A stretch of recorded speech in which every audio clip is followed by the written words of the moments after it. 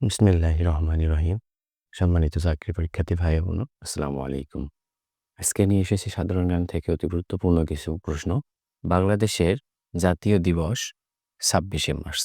২৬শে মার্চ বাংলাদেশের জাতীয় দিবস, যেটা স্বাধীনতা দিবস নামেও পরিচিত। ভারতের সাথে বাংলাদেশের সীমান্তবর্তী জেলা ৩০টি। ভারতের সাথে বাংলাদেশের সীমান্তবর্তী জেলা ৩০টি। মায়ানমারের সাথে বাংলাদেশের সীমান্তবর্তী জেলা ৩টি। মায়ানমারের সাথে বাংলাদেশের সীমান্তবর্তী জেলা ৩টি। বাংলাদেশের মনোগ্রামে তারকা চিহ্ন রয়েছে ৪টি। বাংলাদেশের যে সরকারি মনোগ্রাম, সেই মনোগ্রামে তারকা চিহ্ন রয়েছে ৪টি। বাংলাদেশের জাতীয় পতাকার দৈর্ঘ্য ও প্রস্থের অনুপাত ১০:৬, ১০:৬ অথবা ৫:৩।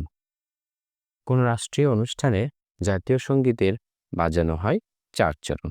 রাষ্ট্রীয় যে কোনো অনুষ্ঠানে জাতীয় সঙ্গীত থেকে বাজানো হয় প্রথম ৪ লাইন। ভূপ্রকৃতি অনুযায়ী বাংলাদেশকে ভাগ করা হয়েছে ৩টি অঞ্চলে। বাংলাদেশের ভূপ্রকৃতি অনুযায়ী বাংলাদেশকে ৩টি অঞ্চলে বিভক্ত করা হয়েছে। বাংলাদেশের সর্বোচ্চ পর্বতশৃঙ্গের নাম তাজিং-ডং। সর্বোচ্চ পর্বতশৃঙ্গ যেটি পাহাড়, সেটার নাম হলো তাজিং-ডং বা বিজয় নামেও পরিচিত।